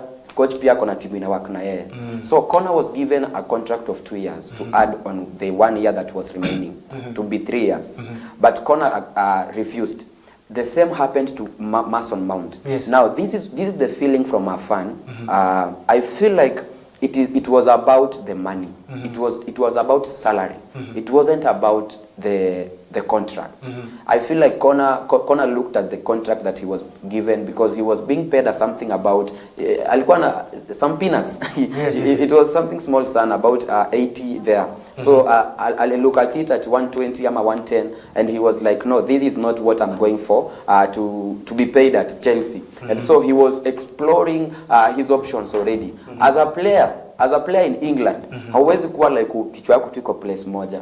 Hata sasa as we talk, probably Sterling already has some options. Ile ako like, I want to, which one is the best for me? Yes. You are looking at the Manchester, you are like, what position am I going to get? Who am I going to compete with? So Connor, it was fair for us to let him go because at the end of the day, Maresca has looked at his squad and is seeing like akona squad ya midfield ya watu kama sita. Akona Caicedo, he has Leslie Oguchuku, he has Enzo, he has already Palma is a number 10 of course, and we also know that he has already Lavia in the squad who yesterday we saw his absence. Yes. We felt the absence of Lavia yesterday. So Conor Gallagher was good for him, and also when we look at how Diego Simeone plays at uko kule Athletic. Yes. Huyo msee ni msee wa rough bana. Huyo msee anapenda wase wanachapa game. Kuja hapa usikuje kubembeleza mtu. So Connor, that's a good system for him, and I think for him choosing Atletico was good. And if you want to see that Connor was happy about Atletico, it is how Connor was so quick in traveling from medical. Connor was so quick in respecting kurudi tena home, and then the message, the passing of the message, it was short. It was not that hard feeling at you feel kama amount not amount ya silver we felt it. I was even unaangalia mpaka unasikia tu kutoa machozi. So I feel for Connor it was good for him, and the choice that he made for Atletico is good for him. And msifeel ni kama Chelsea I feel like ni kama journalists hapa nje wanaona ni kama Chelsea kuna vile wana mistreat players. No, I just feel like ni kama ni hivyo. No. Let me make this clear. The moment Arteta came to Arsenal, kuna players manze they had to step out because manze ange work na hao. Kwanza kama wewe ni mwanafunzi wa Pep, hauwezi kuja work na msemo mwenye ni kama aingi kwa system yako. So Maresca has come with his system, and he wants someone who can play 1-1-1. Sterling ni msantaka kupiga round mbili roundabout za Kayola. Haezi. So umse akona system yake anataka kucheza, na ana feel like Sterling, likes of Ben Chilwell ni mso wa injury, umse anakwanga hospitali every time. So ana feel umse has to step out. Broja haezi, Broja maza hata kwa tuliona kwa pre-season aibaki 1-on-1 anapiga kitu hakuna. So we had to let some players go, but in terms of academy players, it's a profit for us, and I'm so happy because Connor manze ulitusaidia jo. And tukimalizia hapo kwa Chelsea, of course Mike, you're a Manchester United fan, but you've seen the way Bruno has been dealing with the captain role at Manchester United. And do you think Enzo Fernandez qualifies to be a captain in Chelsea? Because I don't think he has the captain leadership roles as for me. Sijaiona something, hata ukiona anything in the field, players wenyewe ndo wanaenda ku control. I don't see Enzo having qualities of a captain. As for me, if you ask me, you can only know a captain after a run of games and after if he gets that armband, you know, like Bruno at first when he was going to be given the captainship, some people were opposed to it, but now we are comfortable with it, so we cannot judge him. It is just in the initial stages, We knew the captain of course would be this guy who's also spent in hospital. I don't judge him. Rhys James. This doctor. Now, so he's calling my player a patient. In other words, they have looked sure too. I really look sure kwa hapo. And then the other thing is wanataka Chilwell bado mtu wa hospital. Wanataka Chilwell, listen. Of course attack Chilwell. Ninyi ndio mnapropose hiyo. So listen, I think for Enzo, let us give him time. Because sometimes we never know what is inside somebody unless we give them a chance. He can come out as the best captain Chelsea ever had, if he's given a chance. So we cannot judge him from these initial stages. Let us give him time. He can grow to it, or maybe it was just inside him. Because at the end of the day, the only person who understands or knows their players is the coach. So when he chooses to give Enzo the captainship, he has seen something in him. We as the fans, we can say that, the other day when he was in Argentina, he misbehaved, he should not get it. But the coach, who is one-on-one with him, who understand, who listens to him, who sees him, Yes. the closest one. He knows he knows what you're saying in him, and he knows what he can do with him. Definitely, because he can't just wake up and decide you are the captain like from Piki Ponki. You see a person, Yes. maybe you decide as a team, and you give him to him. You give this one to a certain person. So I think let us give him time. And of course, I can see your comment. Anaitwa Moffat at Jesus Fit Music Ministry, engineer mrefu sana yo. Tuned in from Westerns. Of course, Mozart anasema uchambuzi manze, Chelsea got it right, tick. I think he's a Chelsea fan. Uko na mwenzako hapo. Yo Arsenal. Kumbe uko hapa pia, uko huku pia. Moffat at Jesus. Anasema hayaye. And of course keep the comments coming. Tuambie unatupata kwa wapi. Of course tuambie timu yako vile vile ni gani, ni Arsenal ama ni Liverpool, ni Chelsea ama ni United ama ni Manchester City. Tuambie timu yako ni gani. Of course tuambie what do you expect about your team this season. Manchester City, Arsenal. Tuambie unaisije kuhusiana na timu yako. Of course Manu, we have not talked about Arsenal. Arsenal umeanza vizuri. You are doing good. Tell us briefly now what's happening in Arsenal, because imekuwa ni a very silent institution kwamba na tuna expect hii season hakuna timu itakuja yani kuwa stop pale mwisho. You had a very good last season and we expect you to keep unasema to hit the ground running. Yeah, to keep the momentum yes. on. Yes. Hii weekend tulikuwa tunacheza na Aston Villa. Of course we all knew that was a tough. That was even though it was the fixture that costed us the league last season. Yes. So coming to that fixture, ilihitaji a lot of composure, a lot of, as in, don't let the emotions get the better of you. Yeah. Because tunajua, we remember that home game, Aston Villa walipiga Arsenal. So the build up to that game was revenge time. It's revenge time. Of course it was revenge time, but I just loved how Arsenal approached Aston Villa. Aston Villa, it's one of those teams. It's very hard to beat. Yes. There's, as in Unai Emery venye ame design your team how to play their counter attack. Oh my God, your team ni unasemanga sijui Manchester United. It's a counter attack. What Rashford. That team, as in Kina Watkins, niliona Morgan, kuna planet wa Morgan Rogers, Aston Villa. Yes. This guy was playing. He was cutting, as in, he was dribbling past players. As in, kuna time Arsenal nilikuwa naona hiyo game. I watched that game fully from minute 1 to 90, and Morgan Rogers played, as in, alicheza vizuri sana. Our midfield is strong. Partey, Rice, and of course Odegaard. But Morgan Rogers, your first half, sijui kama first half ama second half. Yes. He was just, alikuwa tu anatembea tu. Yes. He was just passing across. My point is, Aston Villa, venye Unai Emery amedesign team style of play, akona, unaweza sema he has the right players for that style. Kina Leon Bailey, wakichezezo ma long balls. It's counter attack, but now when they play that long ball, unapata a team like Arsenal, wame dedicate a lot of players at the front, because of course Arsenal ndio team yenye ikona a lot of possession, wao wanataka kufunga, as in building up play. Now when Aston Villa wakipata ball, a lot of Arsenal players wako half ya Aston Villa. Yes. So unapata the defense is isolated. Unapata tu ni Saliba na Gabriel na maybe somebody like Timber. No, not Timber. Maybe two wawili na mfuka Partey hapo nyuma. So when they're transitioning from defense to attack is very, very good. But I think Arsenal dealt with it very well. Kenya inaweza pea Mikel Arteta alifanya good lineup. The lineup yenye alichagua sana nita-emphasize on the left back. He didn't go for Zinchenko. Unajua Zinchenko, of course, akichaguliwa. And unajua that right side ya Aston Villa, it's Leon Bailey. So Zinchenko angewezana. Instead, of course, alichukua Timber. Timber, of course, miss all of last season. So it felt like a debut of Timber. And he really played well. Niliona a glimpse of that inverted role. Niliona sana ningi in the midfield. And then Arsenali inafika point wanakuwa back three. Ben White, Gabriel, Saliba.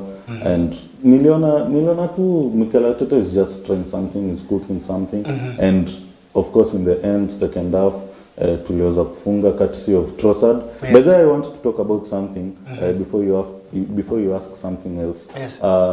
Martinelli, your left side, left wing, Martinelli and Trossard. Martinelli tunaweza sema hajakuwa up to his game, and inaleta a lot of talks. Watu wanasema sasa Trossard should start because Trossard aliingia and his first touch was a goal. Yes. No, and ukiangalia hata celebration, hata celebrate, he just walked. So that one alisend a message to Arteta like now I should be starting in this team. Yes. Because Martinelli ameshusha game. Kuna venye ayani nimesikia vile niliona Sky Sport wakizungumzia kuna venye kiwango kimedorora kidogo. Yes. So Trossard kuingia kwa team, Trossard amekuwa so influential from the bench. Imefika hadi point sasa anafaa kuwa anaanza hiyo game.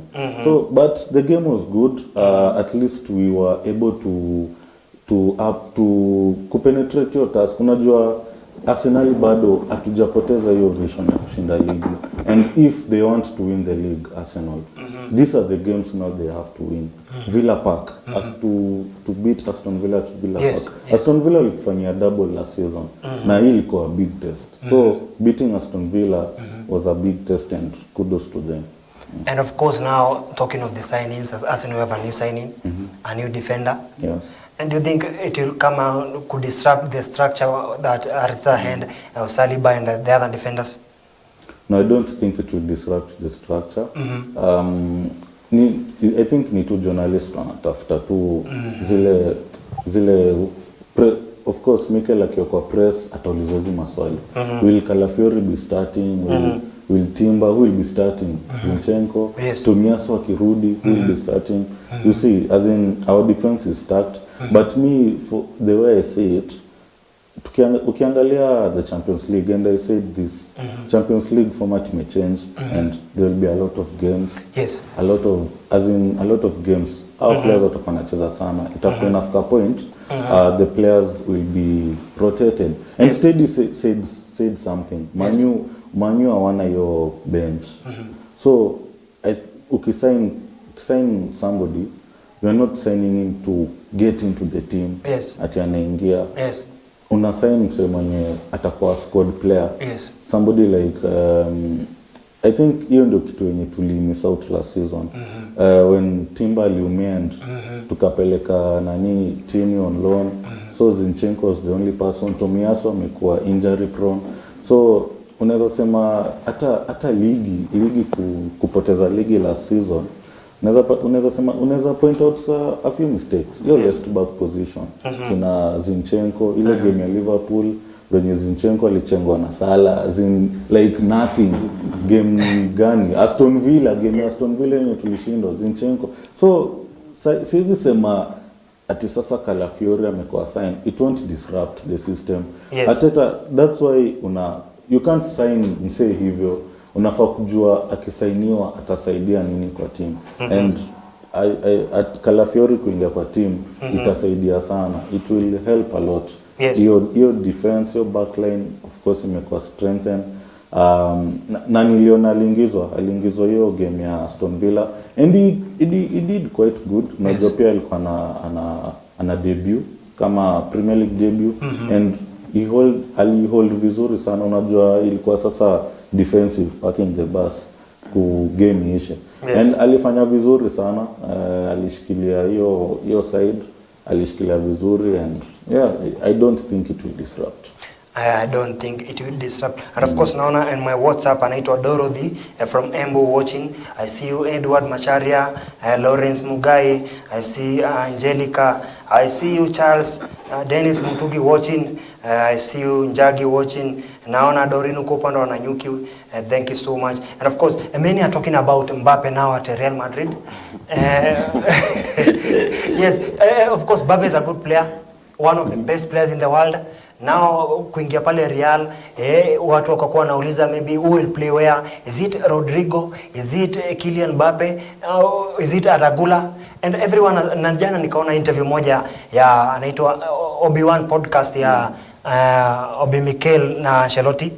Na Ancelotti akaulizwa, now what do you think about Mbappe in his place of position? Akasema kwamba players need to have mobility and creativity to fit in every position hapo mbele. And you as analyst, what do you think about Mbappe now at Real and kuleta ule mkanganyiko wote? Is it Rodrigo? Is it who? What do you think about that? Personally, I'll repeat what I said. Coaches right now, when they are doing some experienced coaches, when they are doing some signings right now, they are looking at who can come in and be an impact to the team. Yes. You know. And I looked yesterday the game ya Real na Real jana wakishinda ndio. And unajua hata kama Real watashinda na Mbappe hajafunga, yes, is a talk. Bado is a talk. Is a talk. Bado is a talk. Yes. Because people are like, this guy, we knew him bana. Namjua, but I felt like the position that the guy is playing at Real Madrid, I also feel might also be a challenge for Mbappe for the coming days.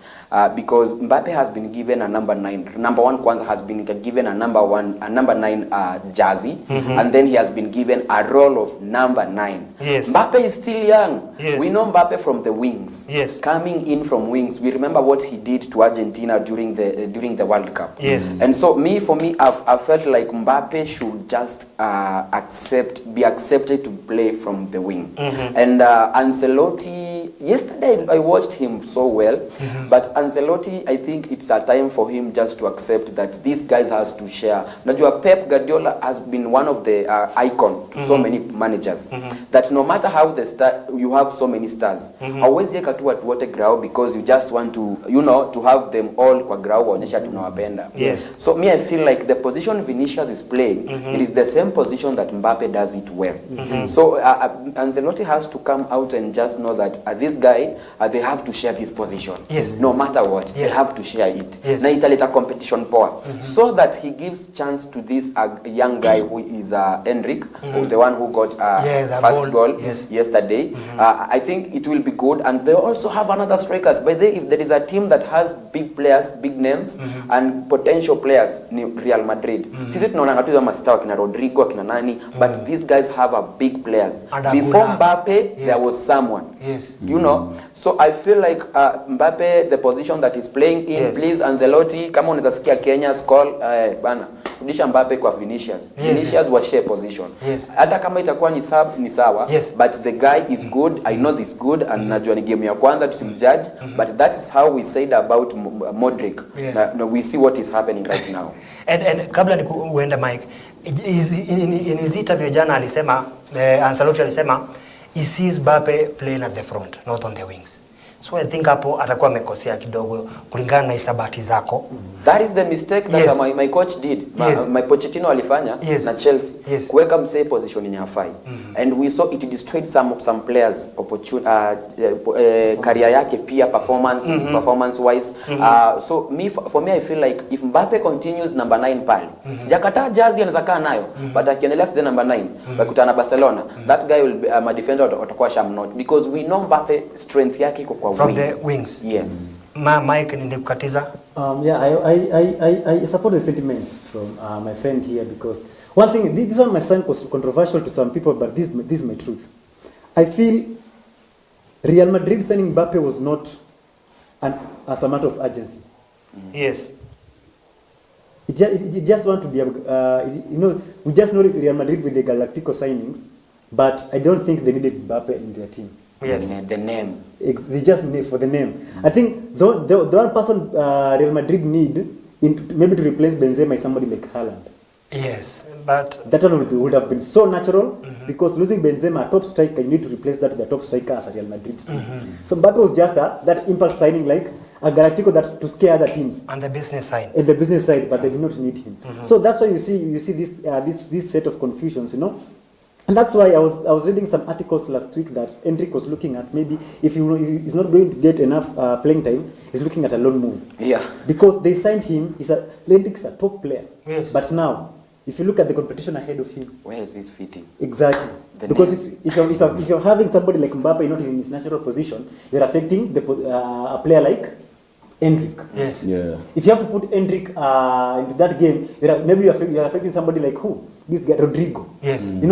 If you have to start with Mbappe on the left, you're supporting somebody, you are affecting somebody like Vinicius. And all these are top players. We have Adagula too. Adagula. And Adagula as a 10. Adagula is a 10. Brian Diaz. Yes, Brian Diaz. Yes. So that's what I'm saying. Real did not need Mbappe. And we should know, even yesterday you can notice, even in the absence of Bellingham, if Mbappe was not to play in the next game, I don't feel absence yo jama. Yes. Real Madrid will still perform. Yes. That is the truth. So my brother is just saying the truth. I saw listen to him say just to have the name, to have the name. And the business side. The business side. Yeah. They didn't need Mbappe at all. So unataka kusema kwamba mtazamaji anasema kwamba yani Mbappe akikosekana mchezo ujao hatutammiss. Did you miss Bellingham? No. Exactly. And then yes, just a little bit by the way. Maybe I don't want to forget this. Yes. I know tumesha jump, but Arsenal. Yes, I watched the game Arsenal midfielder. I felt Declan Rice bado ako Euro. I don't know, but I felt Declan Rice first half bado alikuwa mind bado iko kwa Euro. Declan Rice there was first half. Yeah. There was that absence. Ni kama tu venye Kaisedo alikuwa like first half pia yeye. I felt first half Rice hata angekuwa Mourinho ndio coach angewa come mwingine. Yeah. So but Arsenal was good. But Declan Rice I felt kulikuwa na kale ka absence ya kitu. And Pate I think ali up game yake in the second half because Declan Rice he was making some good runs. Unajua hiyo ndio uzuri ya Thomas Partey kwa team. Yes. And then that inverted. Unaona sasa mse kama Timber akiingia hiyo midfield inapea Rice hiyo license ya kukua mbele. So I think in the first half unajua hiyo style ya kucheza inverted and then Rice it's like ako kwa wing ni kama number 10 hivi. So unapata ayuko influential sana. That's why unaona hizo glimpses ametulia kwa game. Unapata ni sana Partey na Odegaard na sana Saka. Hata unaweza pata maybe hata because Martinelli ayuko sharp if because of that side, that left side. Yes. And I think we need more time to discuss about this. And discuss about the midfield because I had a topic whether is Rodri the best midfielder in the EPL in the world right now in the world and some other things maybe to discuss about the signings. But naona kwamba muda wetu umefikia kikomo. Hatujaongelelea Man City. Liverpool, Gundogan back at Manchester City of course. It will really be something to watch in the title race because Man City are just being stronger and stronger. Another Real Madrid. Exactly. You see they have a guy who is scoring 4 goals in 2 games. And Rodri is not playing. Yes. Rodri there is no difference. We talk of Calvert Lewis, Rico Lewis. That guy is good. Yes. We did not feel the absence of who? Kyle Walker. So Man City is just becoming. Talk about Savinho. You can see the glimpse of like Mahrez. As in, there is no awarudi nyuma. Hata unaona mimi nikisema ati Arsenal sasa ati this is not the time to win, it will be more difficult because Man City are just strengthening. Wana strengthen. Haaland amefunga hat-trick, it's like nothing. Yes. It will be very hard. And of course, tukimalizia maybe you can tell us your last ones and of course where to get you on your social media handles. Okay, first of all, I'd like to say thank you so much. Kwanza nataka kushukuru Teddy Samist for being here with us. Nime-enjoy your analysis and all the latest actions in tumongelea hapa. It will be lovely to have you here again because ume-expound sana mambo ya Chelsea. Unajua Chelsea hatuongeleleangi sana. But Leo me-expound. So thanks so much Teddy for being here. And also thank you so much those fans na viewers wenye wametutazama leo. Leo tume-expound sana kwa Premier League and also the FKF. And the conversation will be still ongoing after the show.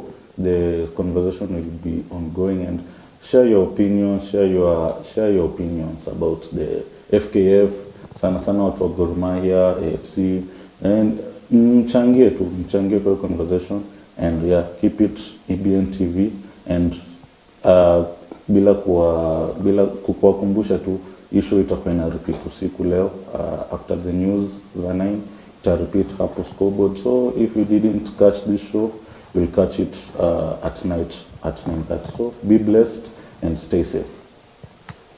And of course, my friend Chelsea. Yes. Now, Chelsea, acha nianzie hapa. Chelsea followers. This is what I have noticed. Osimhen by yesterday at night alikuwa walikuwa inaitwa Al Hilal, walikuwa hiyo sasa. Yes. Walikuwa wametuma bid yao ya 65 kwa Osimhen, but Osimhen has not accepted the offer. But for me as a Chelsea fan, I am looking at Osimhen, sioni kama kuna vision hapo. Sioni kama kuna ndoto ya kuwa na umse. So for me, I feel like we should go for the name that was mentioned by mistake by my brother, Calvert. Huyo mtu wa Everton. I feel like we should go for him because he has an experience. Dominic Calvert-Lewin. Yes. He has an experience for Premier League, proved. And so for that one, I think kuna conversation. And then I feel like our squad, the way we are, Felix and Neto coming from the bench, I feel like our bench iko sawa. But your defense, tuambiane ukweli wa no Chelsea, kuna shida ipo. Lakini let's put our trust kwa coach wetu. Thank you so much guys for having me today. Nimeenjoy sana. I'm looking forward ile siku tutakuwa tunaongelelea kuhusu ama midfield na ma striking. Because nimeona pia hapa kwa Arsenal bila Saka kuna shida. Kuna shaka. Na msiseme pia kubila Cold Palmer. Yeah, kwa Man U pia manze mnafanya kazi poa lakini me I feel like the coach is the problem. Yes. But otherwise mko poa. Wacha tuone kama Sancho hii wiki tutawaibia. Yes. Bila Saka kuna shaka. Bila Saka kuna shaka. Bila Garnacho basi hawana macho. Askofu wewe, tutakusalimia. Sasa I just want to say thank you to everyone who was watching. Just to name some notable names here, very important. King Ori and your mom, thank you so much. I know you're watching and you confirm to me every day. My uncle Juma in Dandora, I know you're watching. Thank you so much. He confirms to me every day that he watches. Thank you for the support, uncle. And my show deep in uko Butere. Ni fan wa timu gani? Supporting nikiwa kwa TV. She loves the So thank you Shosh akiwa Butere Manyuria. Thank you so much for watching. And my brother Deno, Jack, Eddie, thank you so much for the support. God bless you so much. And the Manchester United fans, msikuwa na pressure. It's the second game that we saw the problems. And one thing about right now, it's confirmed that this midfielder anaitwangaje huyo Manuel huyu. Hannibal Medri will be going to Burnley on loan. He's going for the medicals. The situation with Ugarte don't have pressure because he might be coming in this week. I hope he comes and take part in the Liverpool game. But if it's not, still well and good. We have a good team. The only problem is now the formation, the gameplay team, that is the selection team. But all in all, good. We played a good game. We lost, but playing a good game, that is commendable, and there's a light at the end of the tunnel. God bless you so much. Let us meet here again next week, same place, same time. May you have a beautiful week. May God bless your house for those who have been watching us. Let us meet here again. You can hear me again on Saturday on our sister station, which is Radio Mshindi, on Saturday from 3 p.m. to 6 p.m. as we talk more matters football. And Saturday they will be beaten by Liverpool. And of course, tukimalizia mtazamaji, tunashukuru sana kwa kuwa nasi tangia saa 8 mpaka sasa hivi. Na kama kawaida alivyosema Mike, kila siku ya Jumamosi tangia saa 9 mpaka saa 12 kamili tuko pale katika Radio Mshindi kwa masuala ya kimichezo. Nikimalizia tu, wanasema kwamba bila shaka wanashaka. Bila Garnacho hiki ndicho waonacho. Na Chelsea kuna Chelsea ni masaibu tu. Tuko juu ya watu kwa. Nawatakia weekend sio na bomba wala safari.